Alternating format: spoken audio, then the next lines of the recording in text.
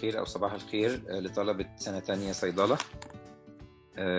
Good evening or good morning for second year pharmacy students. This is Micro402 Microbiology and Immunology course and I'm Dr. رامي كرم عزيز. بحاول طبعا دايما أنوع في طرق الناريشن قدر الإمكان، وأتمنى أن يعني يكون التسجيل بيتحسن كل مرة على قد ما بقدر على البرامج. This is a narration of Chapter 6, Microbial Metabolism or Bacterial Metabolism, which you already have the PDF for. And of course, we will also have a brief meeting through live or through Zoom or Hangouts every time we try a different method. I try to speak as much English as possible with also a little bit of Arabic, because we have at least 12 non-Arabic speaking students. So I will share the screen now with the lecture of Chapter 7, which you have seen already. So I hope that by now you are seeing the screen. So I'm going to go today over bacterial metabolism. And this is the last of general microbiology portion, which is the first part of the book or the notes you have.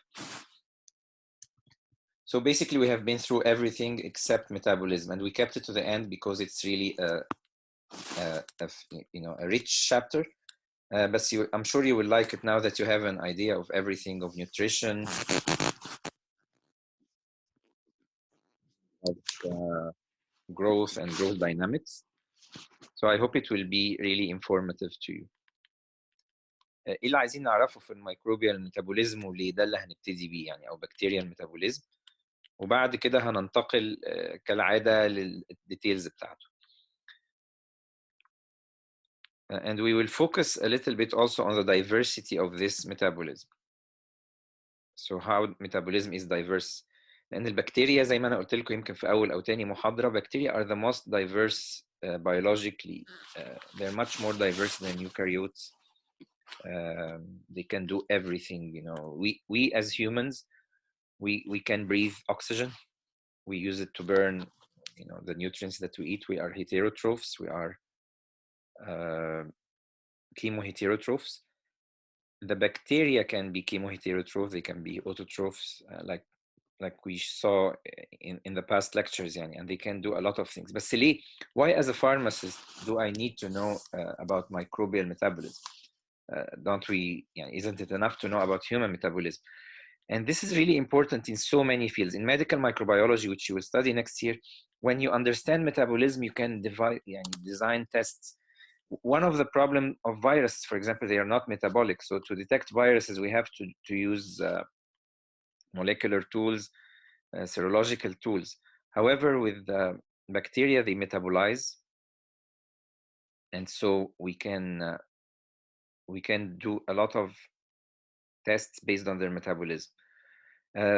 So this is for medical and diagnostic microbiology. Also, understanding microbial metabolism can help us understand their pathogenesis and intervene with it. Pharmaceutical microbiology يعني أنا ممكن في الميديكال مايكروبيولوجي أفهم إزاي الباثوجينيسيس بتحصل. الميتابوليزم بتاع البكتيريا بيساعدني أعمل لهم تستات، أحط لهم indicators لأي برودكت هم بيطلعوه. And through pharmaceutical microbiology, in which our aim is really to, it's a pharmaceutical field, so we want to treat patients, we want to kill pathogenic bacteria or sterilize, like disinfect or sterilize. So we want to understand the metabolic weak points for bacteria. In biotechnology, metabolism is really crucial. يعني أهم حاجة بقى في البيوتكنولوجي أبقى فاهم الميكروبيال metabolism, because once you understand the pathways and what are the bacterial products, you can exploit these and make the bacteria produce for you. And there is a lot of applications, even fish and chocolate. If you look in the book, the fish smell is caused by bacteria. It's not because of the fish. إيه اللي بيخلي السمك ريحته وحشة ومش عارف إيه. It's a microbial reaction that causes the fish to produce this, we call it fish-like odor. It's usually with nitrogen products. Chocolate, as I told you in a past lecture, is unfermented. So cocoa is unfermented. When you leave it to ferment and to mature, it becomes the good cocoa that you can use for chocolates. now recent research about the microbiota, our bacteria, it tells us that all these smells, sometimes يعني, when somebody plays a lot of sports, people who are athletic, they can smell like vinegar in their shoes, in their socks. This is bacteria that produces something like acetic acid. Armpit smell, it's bacterial. يعني مش عايز ابقى اعرفكم قوي، لكن كل الروائح الحلوه والوحشه ممكن تكون البكتيريا بتعملها. And actually currently a lot of perfume producers, الشركات اللي بتنتج البرفيومز, they are trying to use different microbiota. يعني بيجيبوا bacteria from different people, especially يعني, those who have charming smell, and they try to use these bacteria to produce volatiles and chemicals that they add to perfumes. So believe it or not, maybe in 10 years you will buy some bacterial cream instead of a perfume. So to make a long story short, I remind you, بفكركم احنا chapter 4 اللي هو nutrition was about having our all nutritious sources, energy, carbon, and electron. If you remember, big E, big capital E, capital C, and electron اللي هي small e. Once you have these, you're ready to grow. But to achieve this growth and reproduction, which is chapter 7, you need a special environment, which we studied in chapter 5, the whole pH and oxygen and so on. And then you want, once you're ready, you metabolize. So this is the chapter that tells you how it happens. And I remind you, there are different metabolic patterns, there are different nutrition patterns. According to energy, you can be a phototroph or a chemotroph, and all humans are chemotrophs, but bacteria can be both. Plants are photoautotrophs, bacteria can be both. Carbon source, you're either autotroph if you breathe CO2 or you use CO2 to build your carbon, or heterotrophs if you need a chemical agent. And reducing power, which you get through electrons. If you get it from organic compounds, you're an organotroph. If not, then you can be a chemolithotroph if you get it from inorganic compounds like metals, sulfur, and so on. So again, we combine these together. So photo-auto, all this is a revision of chapter 4. Photo-auto, you can be chemo-autotroph, you can be hetero, photoheterotroph, or a chemoheterotroph.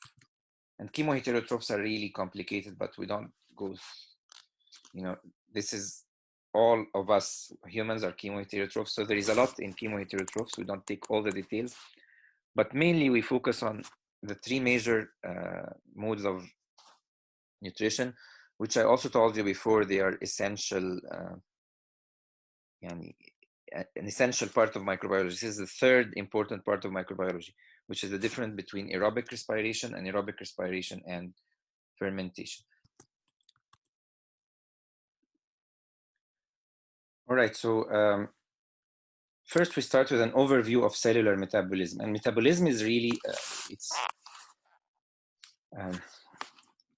the word means metabolism, means work, means doing the work. And it's divided into 2 parts, anabolism, which is building up, and catabolism, which is burning energy. So metabolism itself is the work happening in the cell. الأيض بتترجم بالعربي الأيض أو عملية البناء والحرق. So catabolism, you are burning, or not burning in terms of burning, but you are using macromolecules to produce energy. So it's like you're burning macromolecules to produce energy and break them down to smaller molecules. And this energy, of course, as you already know very well, it's stored as ATP, but there is a little bit of heat also produced. And then you use this ATP for anabolism, is to build these small molecules into macromolecules. And you produce a little bit of heat too, but mostly macromolecules. Like, what is this? Like, it looks like a closed circle. Why do I burn macromolecules when I want to build them again? Because you don't build the same macromolecules. And even as humans, we eat a lot of proteins, different proteins. We eat carbohydrates and we eat fats, of course, and they get digested in the end as lipid, fatty acids and glycerol, amino acids and glucose. And then you use these to build whatever carbohydrates you need for your body. For example, glycogen to build proteins that you need for the muscles and for all parts of the cell, and to build lipoproteins, all the cell wall and cell membrane and all this. In bacteria, for example, the bacteria builds the cell wall from these macromolecules. And metabolism is really a cycle between catabolism, produce energy, and then use this energy for anabolism. Then you need to recharge this energy. So the ADP is like a battery. It's a very good coin for energy. You need to charge it all the time as ATP. تملى فلوسك تشحن تسحب من ATM. It's like you're charging your battery, getting some energy, and then using this energy in a useful way to build your body. So again, metabolism comes from the Greek word which is metabole, which means change. أو العمل يعني it's like work, doing work, producing energy. And its definition is the collection of controlled biochemical reactions. And you haven't had biochemistry yet, that's why I have to go through this in details. Usually I use not to go in details. So it's really a controlled biochemical reaction, and it's always going through enzymes. It's controlled, which means enzymes. And all metabolism is going through in pathways. So there is a lot of pathways. Pathways is a series of reactions. مجموعة تفاعلات ورا بعض that end up with one product. So it's a substrate that gives a product, and this product is a substrate for next one. So it's like an intermediate. And at the end of the pathway, all these enzymes helps this whatever substrate it is to produce its products.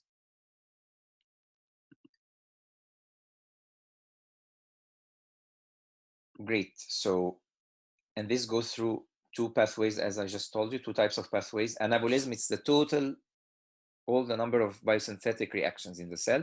And catabolism is the breakdown reactions that produce energy. All this is simple. كل الكلام ده بسيط.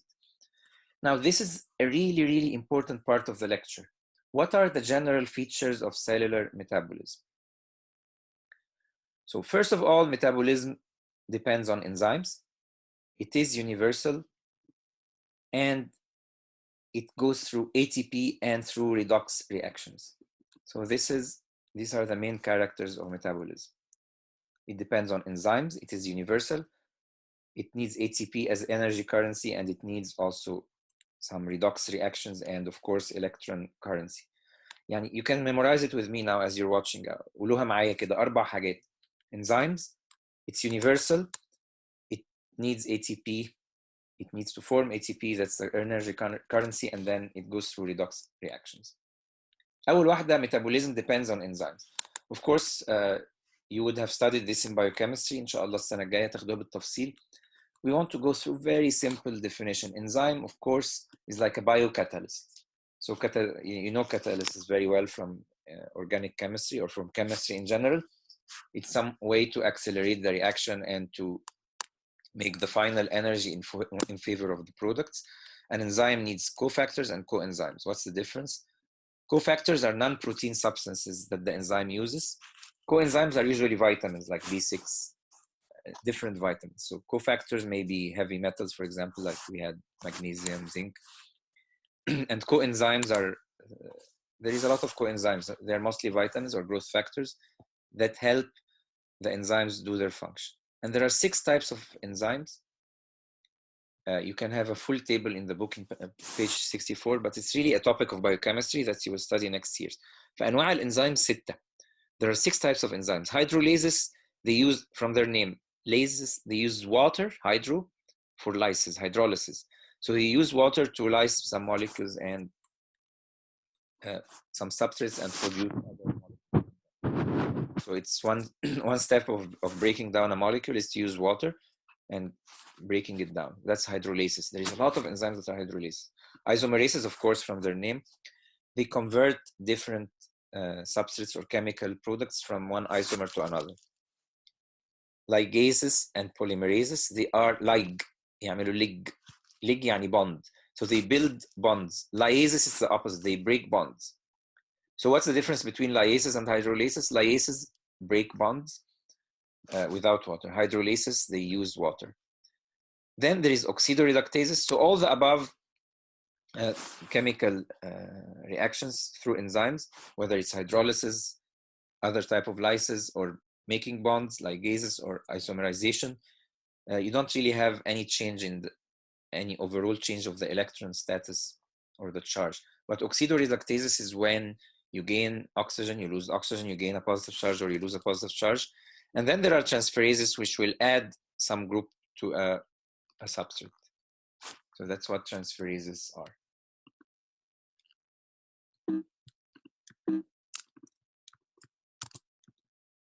All right, second character of metabolism, it's universal. So the chapter started with diversity of microbial metabolism, and microbial metabolism is very diverse. As I told you, في حاجات heterotrophs وحاجات autotrophs, حاجات aerobic وحاجات anaerobic. However, there is a very important characteristic of metabolism. It's universality, or there is a core metabolism. كل الكائنات, no matter how complicated or simplified they are, all creatures, all organisms, they have to go through a central pathway. It always starts with the hydrolysis of a macromolecule and then get to a smaller one, and always goes with pyruvic acid. عشان كده بنسمي all, it's amazing, صح؟ حاجة يعني سبحان الله. All metabolic reactions in any path, in any type of metabolism, سواء if it's aerobic, anaerobic, if it's heterotrophic or autotrophic, all metabolism goes in the end through pyruvic acid one way or another. After that, everything else is diverse. So once you reach pyruvic acid, it becomes pyruvate, and then maybe acetyl-CoA, maybe it goes through fermentation. So you have many options. عشان كده بيسموا البيروفيت ده common universal intermediate. It's called the common universal intermediate. It's a very important expression. عايزكم تعرفوا كويس قوي the common universal intermediate. جميل. Now ATP, of course, do not memorize, no memorization of the structure. This is not chemistry, this is microbiology, but you really need to know ATP is the universal energy currency, and it's formed of 3 phosphate groups. It's called adenosine triphosphate, of course, P, and the third one. And that third bond is a high energy bond. معلش انا رسمي يعني على قده عشان كمان برسم على الشاشه مش بقلم. بس هو في ادينين ومعاه يعني النيوكليوسايد بتاعته بنسميها ادينوسين, and then it has 1 phosphate, 2 phosphates, and then a third phosphate which is a high energy phosphate. لغايه هنا اسمه AMP, adenosine monophosphate. Okay, if you add another ADP, that's chemistry, you will have it next year, but for now you need to know ADP 2 phosphates, ATP 3 phosphates. And what's characteristic about the third phosphate? It's a high energy phosphate. So this is like charging a battery. ADP uncharged, ATP charged. That's all you need to know in microbiology. No chemistry here. And ATP is the energy currency. Why would the cell need currency? Need energy? طبعا الكلام ده مش لازم تحفظه. This is common sense. You don't have to memorize it. بس يعني it's obvious. Why would the cell need ATP? Why would the cell need its batteries or its energy currency? To do biosynthesis of all compounds, to do cell movement, cell multiplication and growth, and to transport nutrients, to repair damage. يعني الخلية ممكن تصنع حاجات تتحرك بيها. The movement of flagella is all through using ATP. Multiplying, transport nutrients, that's all okay. However, the thing that you really need to focus on and understand, and it's really simple, but ATP is the energy currency to the extent that some people use it as a sign of life. What's the difference between a living cell and a dead cell? You can find ATP in a living cell. It's not a rule. Yani, sometimes the cell is inert, it's waiting to divide. Sometimes the cell is, as you know, is a spore formed. But having ATP in a cell is a sign that the cell is living and metabolizing. Finally, and it's really important, again, not much chemistry here. You don't need to remember all the chemistry, but I'm sure you're all really good at chemistry. And you know that definition of reduction and oxidation, there are so many definitions. 3 of them are here. Reduction is always طبعا loss of oxygen, and oxidation is gain of oxygen. That's the most obvious expression.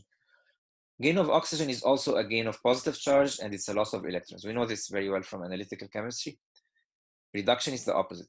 When you gain electrons, you're reduced. Loss of positive charge or loss of oxygen. And of course, you know that oxidation and reduction are coupled. So an oxidizing agent هو بيأكسد حاجة, it has to be reduced. يعني every oxidation has to have a reduction. It cannot work otherwise. مكسب قصاده خسارة. يعني the sum of electrons is constant. So once you're oxidized, somebody else has been reduced. If you're an oxidizing agent, معطاء للأكسجين, فاقد للإلكترونز, then you are reduced. أنا آسف, معطاء للأكسجين كسبان electrons مش فاقد electrons. If you give oxygen you gain electrons, you lose protons. If you are a reducing agent, then you're an electron donor.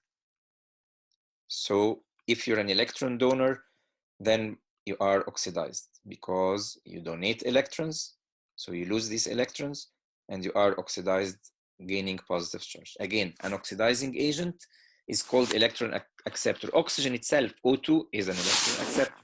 ازاي you donate, the oxygen donates its oxygen يعني to a proton, to an H+, so it becomes H2O. All right, so oxidizing agent like oxygen are electron acceptors and they are reduced. Oxygen is reduced, becomes H2O, and then reducing agents become oxidized. And redox reactions are coupled بمعنى زي نظام المقايضة كده. احنا قلنا ATP is a currency for energy. In general, any oxidizing agent gets reduced, any reducing agent gets oxidized, which is مقايضة. It's like an exchange. However, in the cell is very economical by the way. الخلية اقتصادية جدا وبتعرف تستغل كل حاجة. So the cell prefers to have electron carriers, which will take these electrons and move them through the cell. So NAD, NADP, and FADH are all electron carriers. NAD, for example, becomes NADH2 بنسميه، أو يعني الصح بتاعه قوي في الكيمستري NADH plus a proton, and this is an electron carrier. All right. How did it carry electrons? It takes the electrons from the hydrogen and it takes it on itself. So it neutralizes this proton and it takes another electron and then it leaves the proton. Let's summarize all we had now. So metabolism, what does it mean? Metabolism means you break down macromolecules through catabolism into smaller molecules. We call them micromolecules. It's different from major and minor nutrients here. Macromolecule, it's a large molecule, it's a polymer, it's protein, it's fat, carbohydrate. You break it down into smaller molecules like glucose, micromolecules, amino acids, whatever. Meanwhile, what do you take from this food? So micromolecules is a carbon source. What else do you need from this food? احنا قلنا قبل كده, you need energy source, which is ATP, and you need electrons. And where are you going to put these electrons? You will put them on electron carriers اللي هم الNAD والNADP والFADH. You put these electrons on NAD or NADP or FADH. And then you can use these micromolecules to build your carbon source, your body. يعني بتحط الكربون ده وتستعين فيه بالطاقة اللي انت جايبها منين؟ energy that you got from ATP. And miraculously بقى, reducing power you will learn later will also be transformed in ATP later. يعني انت ليه عايز electrons? Why do you need electrons? You need electrons because, well, you don't need electrons. يعني electrons are generated. How can you use these electrons as an organism? You transform them into energy. تاني كده اقولها بالعربي بقى. انت ككائن سواء بكتيريا او انسان بتاخد ماكرو موليكولز تكسرها، تاخد منها الكربون اللي انت عايزه اللي هيبني جسمك، وبتاخد منها انرجي. طب في الكترونز بتنتج، الالكترونز دي بتنتج شئنا ام ابينا، فالالكترونز اللي بتنتج دي انت بتستغلها انك تحولها انرجي في الاخر او تستعملها في التفاعلات في الاخر عشان تبني الكربون. يعني الهدف النهائي في الاخر انابوليزم، انك تبني جسمك وتبقى على. جميل جدا جدا. احنا قلنا المحاضره دي محاضره الميتابوليزم طويله شويه عشان كده خليناها للاخر. Metabolism is a very important part. The most important part in metabolism and the third most important part in microbiology is oxidation and respiration and fermentation. يعني اللي هي aerobic respiration, anaerobic respiration and fermentation. To understand this, there is a very important concept in biochemistry, and I will tell it to you very simply now, and later I'll show you some videos about it. How to synthesize ATP in prokaryotes. مالناش دعوه باليوكاريوتس دلوقتي. Eukaryotes have a mitochondria that synthesizes ATP. And mitochondria, as you learned in the fourth lecture, mitochondria في الآخر is a bacterium. It's a reduced bacterium, أو يعني it's a minimal bacterium that lives inside our human cells and all eukaryotic cells. إنما ك ATP synthesis in prokaryotes, how do you do it? There are two ways to do it. One is called substrate level phosphorylation. to make ATP simply you want to convert ADP, 2 phosphates, adenosine diphosphate, into triphosphate through phosphorylation. بسيطة منطقية. If you're adding phosphate, you're doing phosphorylation. How do you do that? There are 2 ways to do it. One is called substrate level phosphorylation, which is an easy but very limited way to produce ATP. يعني انت عندك substrate، حط لها فوسفيت عليها، بقت الفوسفيتايه دي يعني ركبت على السبستريت دي خلاص، وبعدين خد الفوسفيت جروب حطه على ATP بعد كده. It's like a chain of reaction. First there is a substrate, then the substrate may gain a phosphate group, and then the substrate donates its phosphate group to ADP to make ATP. هنقول الكلام ده بالتفصيل. يعني مثلا there is a substrate called phosphoenol pyruvate. It makes pyruvate. What happened to the phospho and enol? الانول بيروح في حته والفوسفو بتروح تعمل ATP. You have some molecule called acetyl CoA. It has a high energy bond, and then it becomes acetate. Where did it lose this energy?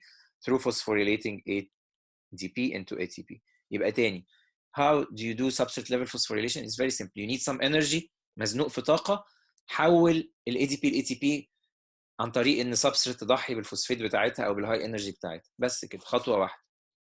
I call this in like a generator, مولد كهرباء منزلي. مزنوق في طاقه وما عندكش كهرباء، قاعد في الصحراء، النور قطع، شغل مولد صغير يطلع لك شويه طاقه. It has a very small amount of energy and it's partially conserved.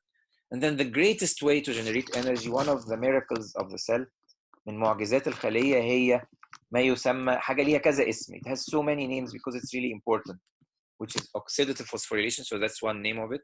OXPhos, oxidative phosphorylation. That's one name. The other name of it is electron transport phosphorylation.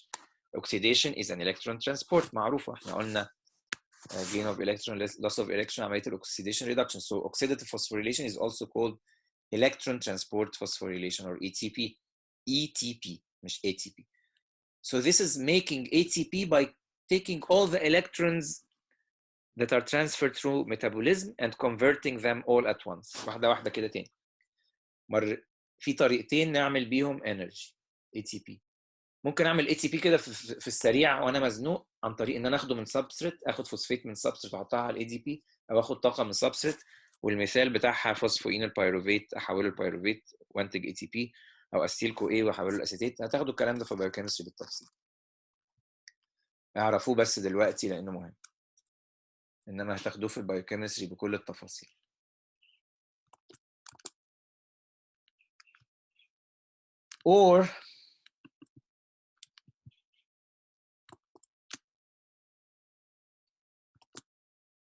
Or you can do this through oxidative phosphorylation, which is the most efficient way. ودي بشبهها بالسد العالي.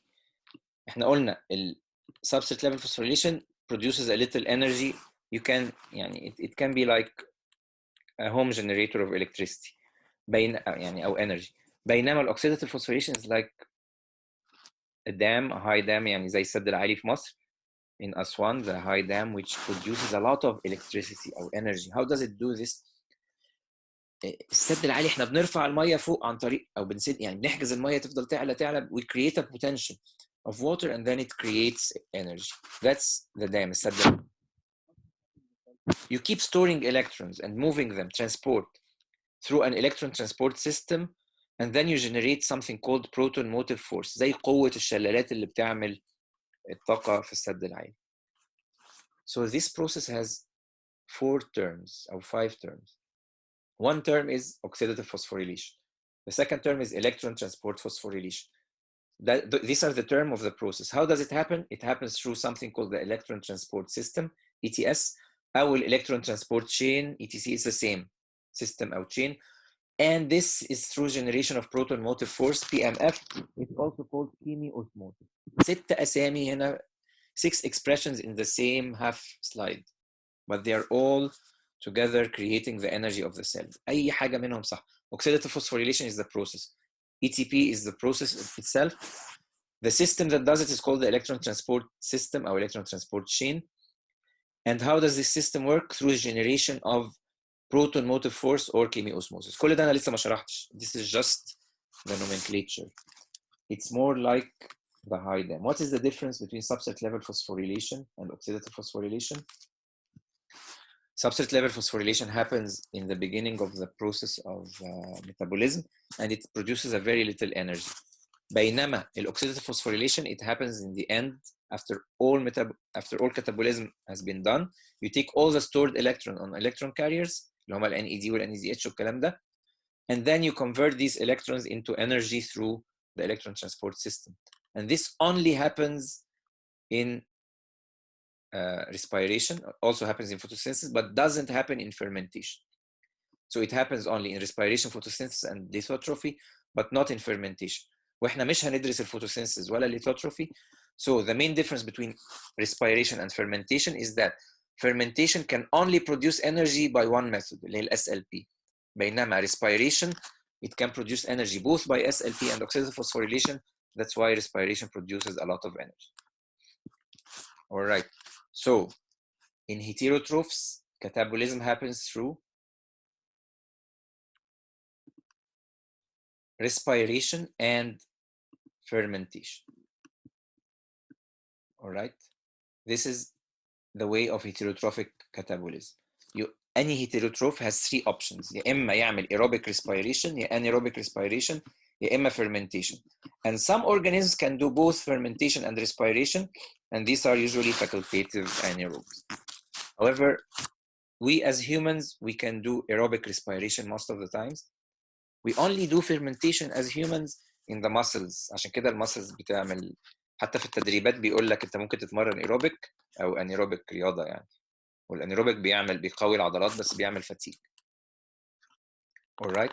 So here is the whole picture.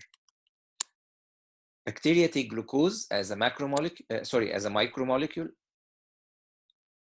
So you break down all macromolecules and you take glucose, and glucose itself, you start breaking it down further into pyruvate. And what is pyruvate? It's the universal intermediate in metabolism. It's all creatures will go through pyruvate. But there are different pathways بقى, خدوا بالكم. في respiration وفي fermentation اللي على اليمين دي.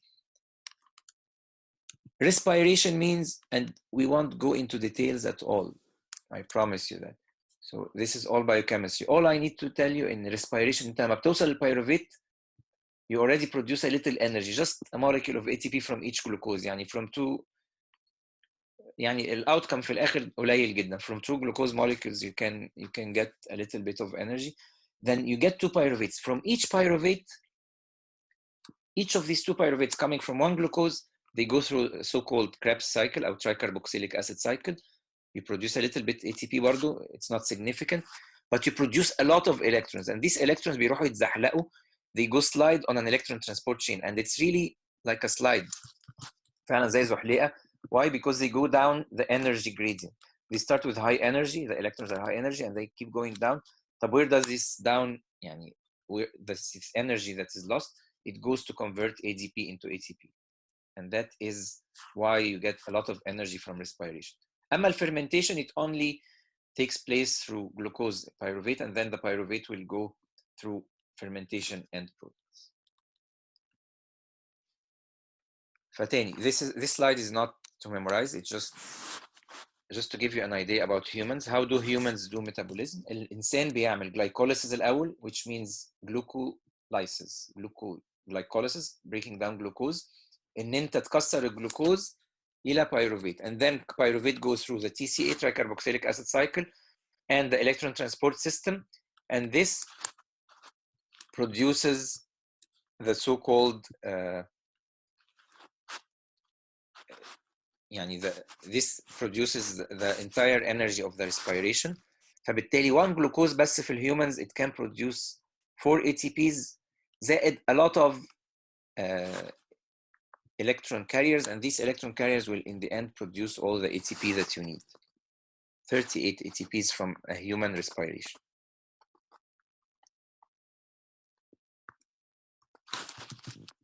تمام.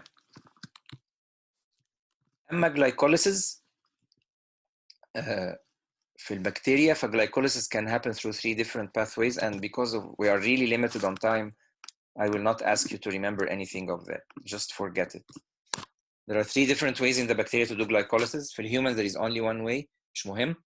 And after glycolysis, that's what you want to know. بعد ما glycolysis تحصل، بعد ما جلوكوز يتحول لبيروفيت, there is two options. There are two options, respiration or fermentation. آخر حاجة هختم بيها النص ده من المحاضرة، وبعدين هناخد بريك، هنقفل الفيديو كمان ويبقى في فيديو تاني بعدين. أفكركم بس إحنا بنقول إيه. هفكركم بكل حاجة. هنتكلم عن الميتابوليزم، قلنا الميتابوليزم ليه 4 خصائص، محتاج انزيمز، وده حاجة يونيفرسال موجودة في كل الكائنات، بتمر كلها بالبيروفيت. بعد كده محتاج 2 type of currencies، طاقة في صورة ATP ودي عملة الطاقة، and electrons in the form of electron intermediates زي ال NAD وال NADP وال FADH. And then metabolism needs to produce ATP. ف there are 2 ways to make ATP. تاني حاجة في المحاضرة دي، يعني أول حاجة في الشابتر ده 4 characters of metabolism، 4.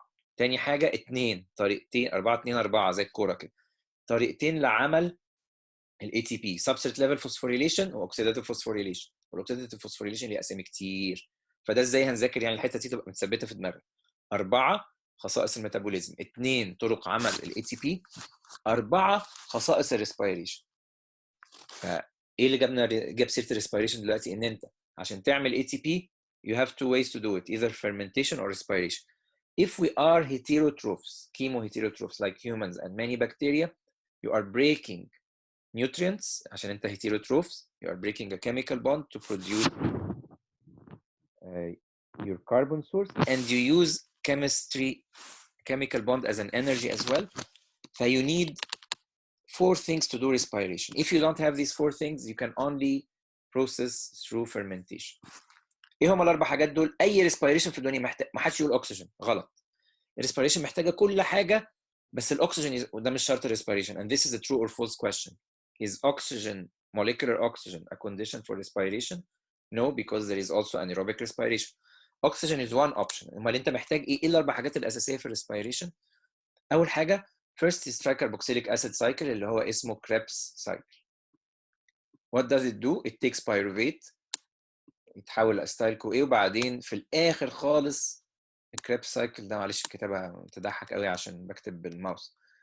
You end with CO2. So you totally burn a glucose molecule.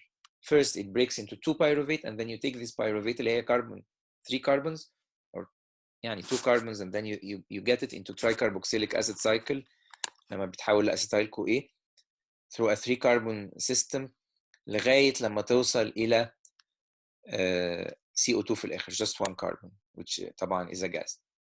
أمال إيه ال ETS بقى؟ Electron transport chain. So here you break down the pyruvate into CO2. Through this you generate a lot of electrons, and then احنا قلنا ETS قلناها قبل كده. It's the best way to make ATP اللي هي electron transport system أو oxidative phosphorylation by creating a protein motive force, وهنشوفها بالتفصيل بعد كده في فيديوز. 3 بقى this what makes respiration يا إما aerobic يا anaerobic. محتاج an electron acceptor يعني oxidizing agent. If your oxidizing agent is oxygen, which is the most obvious, اللي هيتحول ل H2O بعد كده، الأكسجين is oxidizing agent, it will be reduced into H2O as it will gain electrons. Then this is aerobic respiration. يعني أنت في الآخر خالص بتاخد الإلكترونز تقعد يعني تعبير كده تشقلطهم كده، تقعد تشقلبهم في الكترون ترانسبورت شين. في الآخر بيفضل الإلكترونز دول خلاص قلنا هاكو سحبت منهم كل الطاقة، تحطهم بقى على أكسجين يتحول لمية ويحصل له ريسايكلينج في السيل. أو بعض الكائنات ما بتطيقش الأكسجين، سميناهم anaerobes, obligate anaerobes or aerotolerant organisms. They need another source other than oxygen for respiration زي ال NO3 أو NO2 نيتريت نيترايت سلفر. السلفيت هتتحول ممكن لسلفر، السلفر نفسه ممكن يتحول ل H2S، ما كله بيحصل له reduction. النيتريت ممكن تتحول لنيتروجين أو لأمونيا، والنيترايت ممكن تتحول لنيتروجين أو أمونيا. So these are all oxidizing agents. We don't have to memorize all of them, just an example.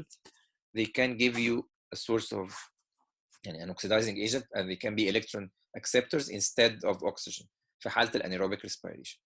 أخيراً عشان يحصل كل الكلام ده لازم معجزة المعجزات هي ال ATPase enzyme اللي هنشوفه بالتفصيل دلوقتي. So after all this you need to make energy. How to make energy? Through transforming ADP into ATP. And thus في respiration you need to have the ATPase enzyme. مع ال electron transport system وال ATPase enzyme you make a lot of energy. Let's take a short break here and see you shortly.